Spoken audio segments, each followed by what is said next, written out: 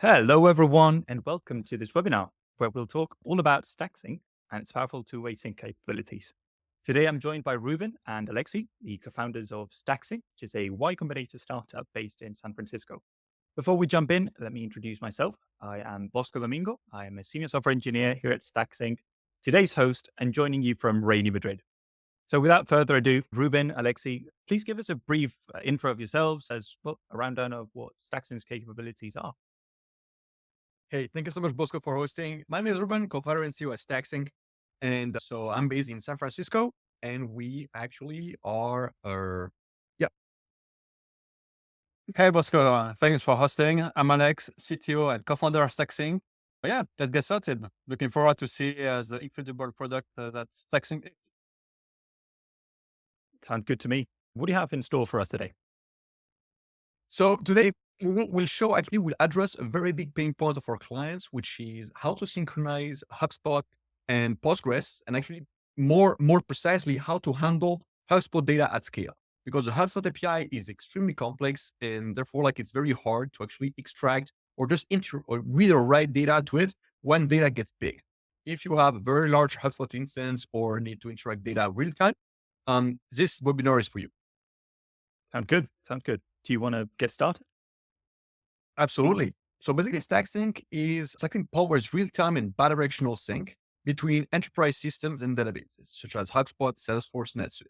Today, we're going to look precisely at HubSpot and Postgres, and precisely, we're going to have a two-step demo. We'll first try to actually synchronize a bidirectional sync between HubSpot and Postgres, so that actually this can be used for many use cases. For example, if you have a product database, basically, or for example, say you are a SaaS company or like an energy company, and you have a database where all of your product data, pricing, subscription, etc., is all handled, you might actually want to actually send data to HubSpot as well as read data from it so that you can power your system. For example, let's say when in the case of an energy provider, let's say, for example, when a customer subscribes a product and calls on the phone, a business team will actually go into the CRM and activate let's say a part of the product usage, let's say natural gas or whatever. And then these settings actually can be retrieved in real time from the database to actually change product capabilities and access on the energy network and power IoT devices, right? So the first part is a bidirectional sync, which actually enables you to have your entire HubSpot data in read and write access from a database. And then you have the second part of it, right? So we mentioned IoT pipelines, we mentioned operations, we mentioned a workflow automation. And Stacksync also has a product called Stacksync Workflows, which is useful for any workflow automation you can think of. For example, let's say when a deal is created, you want to send a DocuSign, you want to assign a lead and send a second notification. You also want to power operational processes by executing Python code, making HTTP requests, integrating with NetSuite, and doing all these complex data transformation logics. This can be done within Stacksync workflows. So the part of Stacksync workflows will be that it's a very big combination with bidirectional sync, because as Stacksync synchronizes your data between your HubSpot instance and your database, as soon as Stacksync sees data, which is syncing in real time, you can also trigger some workflows from data events. For example, let's say when there is a new contact created, you actually want to sync into the product database, but you're going to say, hey, Stacksync, please also trigger this workflow, which I have on the side, anytime you see a new contact created. So every time Stacksync will detect a contact created in HubSpot, Postgres, or both sites, it will actually sync it and extract an event, which actually is going to trigger one or any number of workflows, or also even power some SQL queries into your database, or even trigger some other parts of your application, such as AWS Lambda functions or any API endpoints you might have. So the That goal is, sounds quite powerful.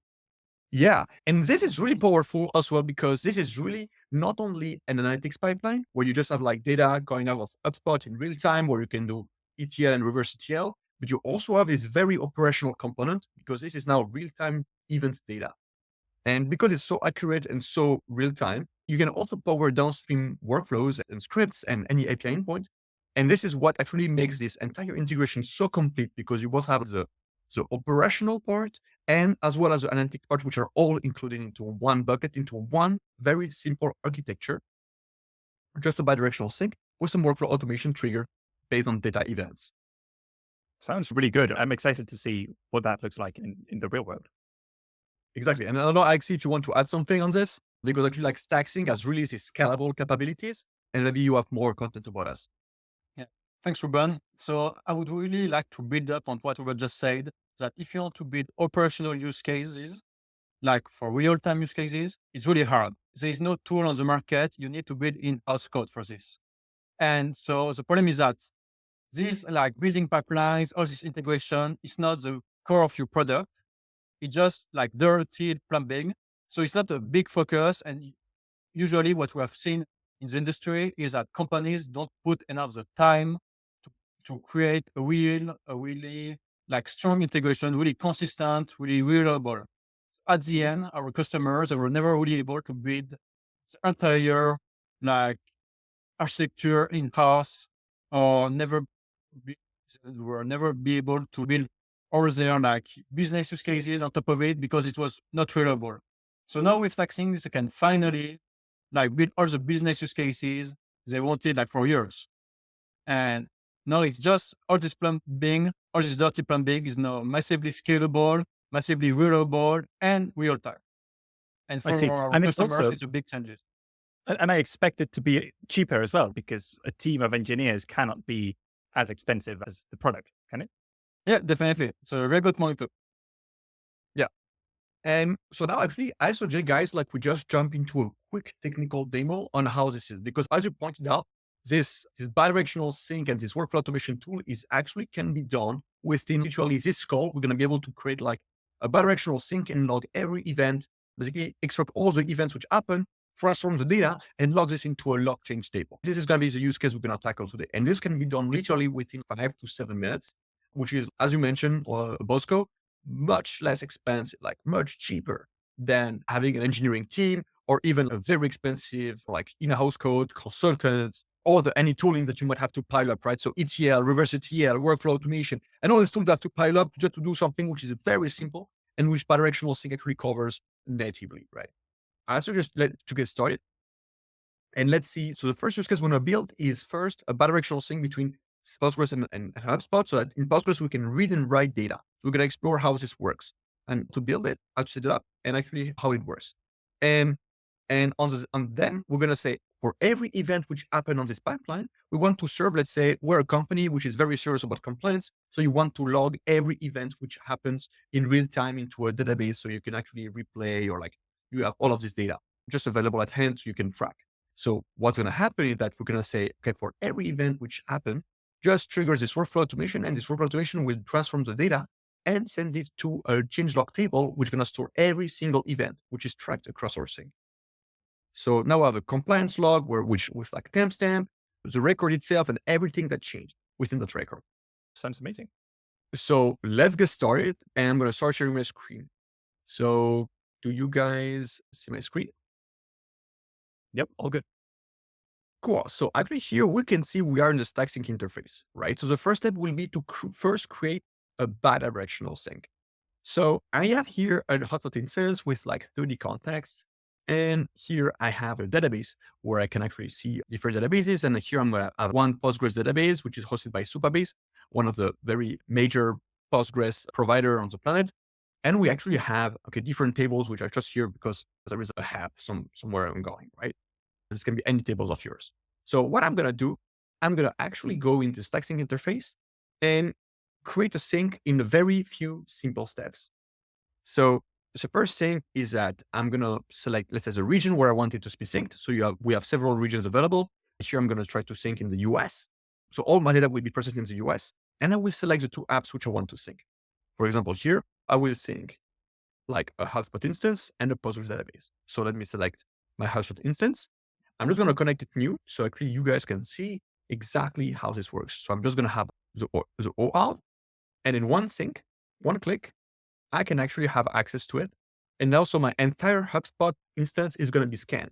So everything which I see in my HubSpot instance can be synced. So every standard and custom objects, we also synchronize standard and custom fields within the signal table. We also have Stacksync supports everything related to change history as well, and also some very special objects of any type. So everything in HubSpot can be synced. So now if And I are go to there any permissions or any other extra setup that I have to do in order to get my HubSpot connected to Stacksync, or is that it?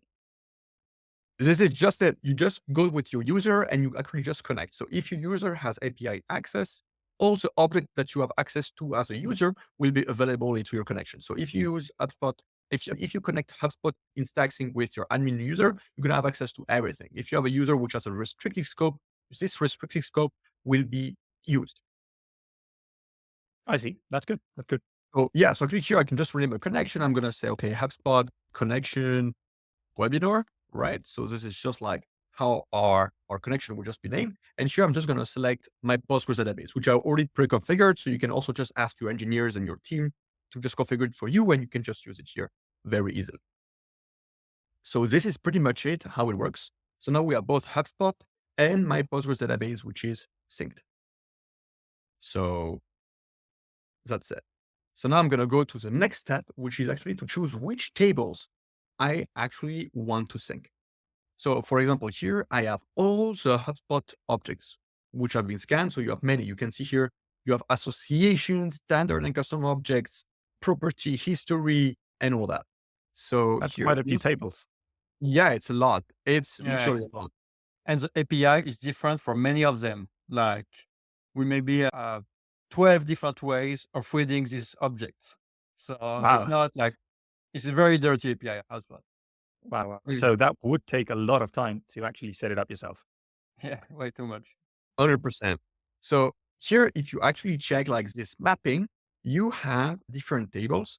And so on the other side, you can actually sync a table which is already existing into your database. For example, here I can see you have the same tables here as I have here. But like you can also let Stacksync create a new table. So we'll experience this feature right now. What does it mean? Is that if you have a database which is empty or which does not have a schema, a table schema, which is ready to welcome the data from HubSpot, Stacksync can just create that table for you with the perfect schema and the perfect data types. So you don't have to do anything. You can just get started with the sync without having to configure anything on your DB, on your database side. So here I'm just going to try to select a contacts and companies. So I'm going to synchronize two tables. And the very important thing is that Stacksync can support actually to synchronize one way, the other way, or bidirectional sync. So today we're going to demo bidirectional sync, but you can really choose anything depending on your use case. So now if I just go to the bottom and we can see here many tables, I just go to the next step. So now I've synchronized two tables, the contacts and the companies tables. Stacksync will create a new table for me in my database. I can actually rename it such as HS companies, but I'm just gonna leave it like this. So I have two different, actually I can just put like HS companies and maybe here HS contacts, right? So now I know it's a HubSpot contacts and a HubSpot companies table. And I can choose here which tables I want to sync and which tables I don't want to sync. For example, if Facebook company page is not a relevant field for me, I can just choose not to sync it. And I see also that you have read-only fields right there that are auto-detected, correct? Exactly. So some fields actually are managed by HubSpot. So actually they cannot be written to. This means that if you try to read it, to write on it from the UI or from the API, it just won't work. So Stacksync offers these fields as a read-only. So it's going to sync it to your database, but your database will not be able to modify this field. So some fields can be modified on both sides and some fields can actually not be modified and have read-only on one side. So this is just like how the data model of HubSpot and what the features of HubSpot are. It's very frequent. So most CRMs and ERPs like Salesforce, NetSuite, Zoho CRM, they all have read-only fields. And one of the most popular fields, which is read-only, is the ID or the last modified time or the created time. For example, these fields are just given by HubSpot and you can just not choose them. Once you have connected your two tables, you can just actually create your sync and just click on create a sync, right? So this will actually go into your database, create the tables, and now you can just switch the sync on. So now the data will start syncing under the hood. So Stacksync is a continuous sync of incremental data. So in the very beginning, Stacksync will scan your entire data, which you have available into your CRM for the tables you decide to sync. If I refresh my schema, I should see the tables appearing and actually tell you, okay, I have like all of my data. We run a historical data backfill. So Stacksync will first backfill your entire data you had available. And the second step is that Stacksync will watch for any change and propagate them in real time. Stacksync does not do a continuous sync of the entire table, but synchronizes everything incrementally. So your database is not overloaded. And most importantly is that, for some tables on HubSpot do not enable you to actually have a detection of what changed and what not. So Stacksync, for example, Stacksync has different robust algorithms which enable Stacksync to capture these changes very fast in real time. For this, Stacksync might even do a full table scan under the hood, but because we have larger API rich limits as a HubSpot partner, we can actually go much faster than any in-house built integration. This is really the power of Stacksync real-time sync. So even if I tried to recreate this myself in my company, I would not be able to match the performance because of limitations like that. Exactly. You will not be able to measure performance. You can actually create something very custom for a very specific use case, which might match the performance, but like you will never have something like which enables you to synchronize all the objects and matches this performance. Yeah, this is unless you become a HubSpot partner and optimize this as we do for a job, just for your specific use case. Like it's pretty crazy. And to build up on what Ruben just said, like we use a mix of different APIs at a time, even for a same object. For example, for contacts, we might use the webhooks as well as some other APIs at the same time so that we can optimize between the speed of detection while still like sending as many concurrent requests at the same time. So since our product is dedicated to make this syncing fast and reliable, like we really optimize like in a very huge extent to make it like very fast. Yeah. So if inside your company, like you would never like invest so much time on this, right? Because again, this is dirty plumbing. But with Stacksync, since it's at our core, like job at Stacksync to make this incredibly like fast and reliable, we put the extra mile, we do the extra mile effort to make this incredible. I see, and that's quite a bit of added value then. 100%. And actually to show here exactly, like the sync is really bidirectional sync in real time. So here we can see we have 30 contacts. And here, if I go to a database table, which has been created for me, I can see all the types, all fields have been mapped. So I can really see here that I also have 30 contacts. And now if I just want to add a new contact, for example, here I'm going to say, okay, Bosco, for example, at the Stacksync.com, and I'm going to say Bosco Domingo. I'm just going to sync, right? So now actually notice that the ID is not yet there yet because we just have to go to HubSpot, have the data synced, and this will come back. So now if I go to my HubSpot, actually, I should just refresh the page. And I should see 31 records and Bosco Domingo is just here. So it's really real time, really fast. Yeah, that was really fast. Yeah. And now if I go to my database, I should actually see the contact ID here just appearing along with all the other fields such as like credit time and all this. So it's really powerful. And here I'm going to order these columns just to show a bit more. That, for example, let's say here, if I go now into my database and I say, okay, Bosco works in a 200 people company, I just save.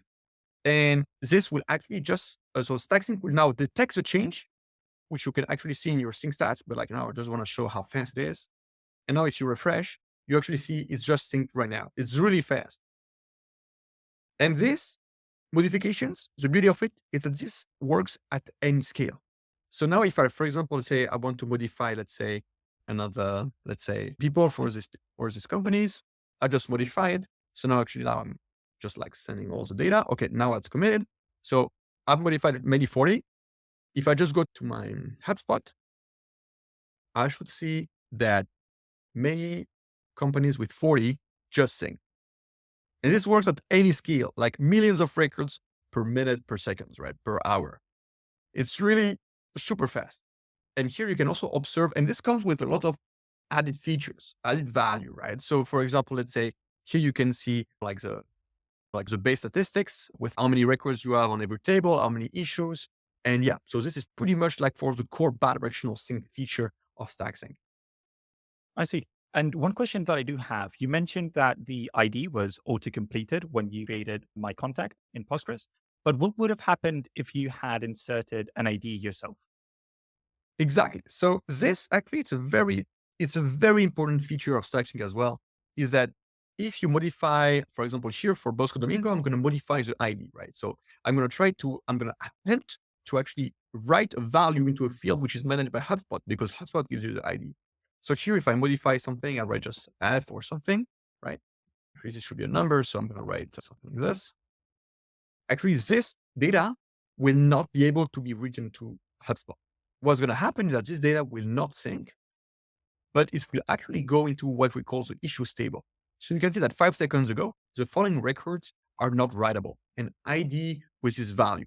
So you have actually, so while your normal sync should have just silently failed and data not synced, so actually data changes are completely lost, Stacksync enables you to have a detailed report on every issue. And now I just received an alert via email right now.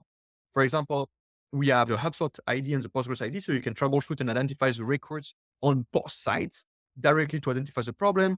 You can also understand that you have, say, it's here what data has problem, it's an update, and you can also collaborate with an engineer on that issue. And you can literally have like an error message date, so you have full traceability and monitoring of that. That's really helpful. Like debugging this would be much easier than in many other such tools that might give you like an insane log or may not even give you anything at all, as you mentioned. Definitely. And to build on what Ruben just said, let's, for example, I had a customer yesterday, like one of his business team started to put a new value for a multi-select field in one of the applications in the CRM. And so the problem is that the tech team was not aware of this. So when they started to sync this data, it was not valid anymore, right, on the other app. Yes. So like in a regular case, what would have happened? The CDO issue would have been silent. And the other departments of the company would not have been aware of this new value. It would not have been propagated. But with Stacksync, like the tech team has been immediately alerted. So very clearly what was the issue, they've been able to fix it in 10 minutes and the business has not been impacted. 100%. And what's more is even though, like in the case that Alex mentioned, the issue still happened, right? So business was alerted via email, Slack, or WhatsApp, or PagerDuty, and they've been alerted immediately. But they've been able to be alerted to identify what was the issue and to fix it with the data. But let's say, for example, this change that you have done with the ID is actually a problem. Let's say now you say, okay, I should have made this change. Now you would have to actually go manually into HubSpot, search for the data, find the ID and go back and paste it here and for millions of records, right? So this is kind of technically very hard to do, right? It's physically hard. So Stacksync here enables you to actually manage your issues right from here. You can ignore the issue if you don't care. You can actually retry to sync, or you can reverse the change. So in our case, for example, let's say we say, hey, this change should have never been done. I just want the previous value, which was here. So now I'm going to click on revert change, and the data will go into, so Stacksync will go into HubSpot, will cherry pick that value. And actually, as you see that the issue is resolved, and you refresh the data, so the data has been reverted. Oh, wow. So the problem has been averted, and everything went back to normal. Exactly. There is monitoring, alerting, troubleshooting with full information about debugging. And now you have resolution. So the entire cycle of data management is entirely covered. And this in real time. And what's more, notice that Stacksync does not store any of your data. So how could we revert back to the previous value without having knowing the data? Because Stacksync is clever enough to actually go into HubSpot, cherry pick that value that we want to revert, and send it back to the database and propagate it back to the database. So actually, Stacksync did not store the previous value. Stacksync did just go to HubSpot, found the previous value because if Postgres is wrong, HubSpot is still correct. So went to HubSpot, took that value and wrote it back. I see. Very clever. So that's it. Right? And then we also have more about the monitoring, right? So you can see here, okay, since we have started, we can see how many records have been synced, initial backfill, then we made a modification of more records and so on and so forth. So you can really see a lot of data going back and forth, right? And you can see when we created an issue, when we resolved it, explore what all the issues you have pending. Here's our none with all filtering options. So you can explore it and now you have a sync. Now, let's say that we have, a use case where you say, okay, now guys, we have some compliance requirements in our company and we want that every change made in our data, on our CRM data is logged in a table somewhere. And we need to store this data for 5 years, right? So HubSpot will never give you such a long retention period. So actually, you need to actually craft a pipeline which extract all of these events and write them into your database. Right. This is very common for EU GDPR requirements, right? Exactly. And also like more than GDPR, you have a lot of compliance because here we're talking about HubSpot, but maybe you might be talking about like an ERP with transaction data and with like parcel tracking, and you want to have this. And NetSuite doesn't give you a full history of this. So now you can actually track the change that happens on every single field for any period of time. Actually, you can track it with Stacksync in real time. So you can even make dashboarding and not only have this as a logging, we just stay there, but you can also like operate on it and have literally health checks and triggers when data is changed, we shouldn't have done, which should not have been changed. So let's say if you see, let's say the amount of a contract going below $10,000 and this should not happen, you can actually alert the head of business via Slack, like anytime that you have such occurrence, right? So the logs are not only here for compliance, but also for operational purposes. And how do we do that? How do we do this? We actually have a sync, and now we can actually get started with sync triggers. So the most important thing is that you can say, I'm going to create a trigger and say, so here is going to say send log to change log table, right? So log every change. Technique is like log every change. Okay. So what we're going to do is that we're going to do every time there is a record which is created, updated, or deleted on table, in our example, let's say contacts, and the change comes from HubSpot, Postgres, or both apps because it can be bidirectional sync. We can also add any filtering. For example, let's say we want to log only this when, let's say, 3 equals US, right? Or EU or whatever kind of use case you have. So here, I'm not going to put a filter, but here you can literally put like a lot of features and even some very advanced features. Let's say follower count is a field that change, because Stacksync does not only tell you that a record change, but also tells you that a given field, a precise field in a record changed, right? So this is very powerful because now you can really trigger like any kind of filtering into your pipeline, which is very powerful. I'm going to remove this field because here I just want to log everything in my use case, just log every single change which happened. And now I'm going to be able to trigger this into my database, into my workflow automation. This workflow automation will just execute just on the data, execute a query, and insert it into my database, right? I have a tool called Stacksync Workflow, which is very useful just for this. So if I head to my Stacksync, here we have the sync product, and here we have the Stacksync Workflow Automation Suite. If I go to Stacksync Workflows and I decide to create a workflow, I'm going to say send log to change log table. And now I'm going to say, right, I'm going to create a new workflow.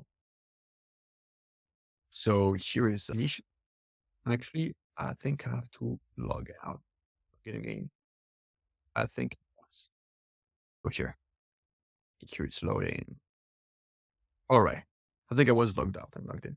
So now what we have is a workflow trigger, right? So how do we trigger this workflow? A workflow is a space where you can have triggers and actions. On a trigger, so here it's a HTTP webhook receiver. So it's literally an API endpoint, which is actually available to you, and where you can guys behind you. I think it's like I'm missing some sound. Okay. So we have here an HTTP request, which enables you to have at this endpoint send any data you want. So here I'm going to say, okay, I want to have the record itself to be received from my endpoint, right? So I have like it's about object to be a JSON with containing the entire record which has been modified. And here I have the changes, which is also an object, and both of fields are required, right? So here I'm going to have the entire record which has been changed, and here I have only what changed into that record. Both are JSON, right? And so now I'm going to save, and I'm going to say, okay, every time. So here I have a change log table, which I just created just before that, which is empty. So I have a field called record and a field called changes. So every time I'm going to receive data on record and changes, I want to insert that record into my Postgres database, right? So I'm going to say into change log table, right? So here I'm going to select my database. I'm going to connect to the change log table. And here I'm going to be able to just select the output of that module and go here, right? So I'm going to have a list of one record, and it's going to be the input.body because the data is received within the body of the request in my HTTP request. And that's pretty much it. So now I'm going to copy this, and I'm going to be sending this data to here. So every time this trigger triggers, it's going to send the record. Actually, I can say I want to extract the record from the event like that. And here, just have the changes, right?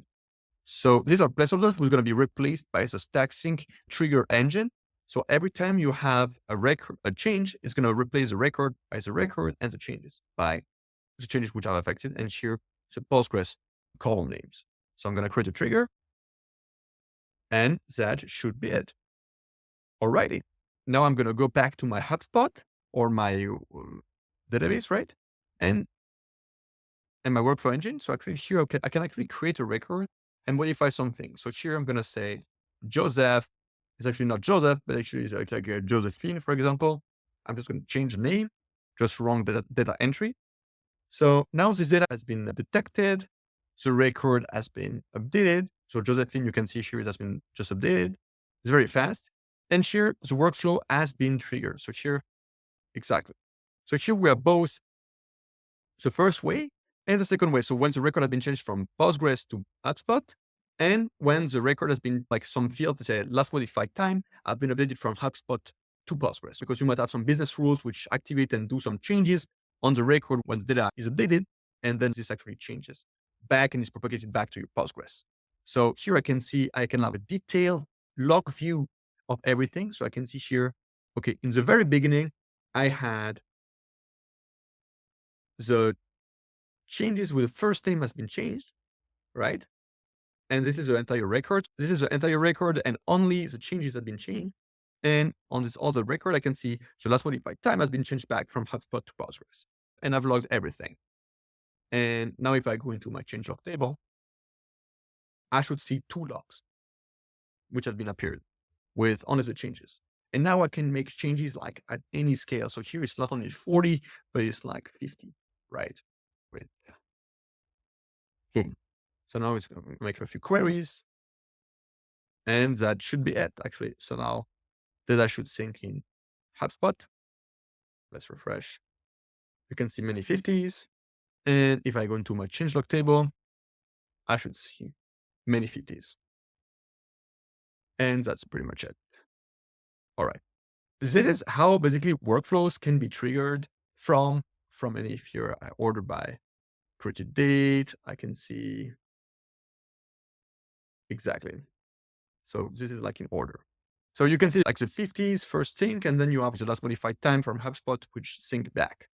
And this is exactly all the changes which have been done into your database. And yeah, so Bosco, what do you think? That's really cool. I can see the use for this again, as we mentioned, for compliance, especially. That's a really common use for this kind of changelog table. But also, if you just want to be able to understand what's happened on your database, especially since this is happening automatically, having that log, that ability to know exactly what changed and when, and as you said, not be tied to whatever HubSpot or Postgres or whoever you are dealing with decides is the maximum retention time, right? They may say, hey, we can't keep records past 90 days, and then you're screwed. With this, you have insurance. Exactly. And the most important thing is that you can actually modify all this data, right? And power operational workflow. So here we just had a simple workflow with just one module, which just enables you to do so much. But like here, you can literally add some tasks in parallel. Let's say you can have an if module, right? Which tells you, hey, if country equal US, then log into that other database. Otherwise, log into that database. And this is like how you could actually orchestrate your entire workflow automations with And simple. that would allow you for data governance, right? To be able to say, hey, all the EU data, I want to keep it in the EU. All the US data, I want to keep it in the US. That will also allow you to comply with that. 100%. And this is exactly where Stacksync comes handy and can do much more. And here you have also LLM actions, right? You can do code execution for data cleaning, right? With Python, JavaScript, whatever. You can have LLM prompts. You have Postgres operations. You can actually also insert data in Salesforce and so on and so forth. You have so much you can actually build. That's insane. That's a lot of things that you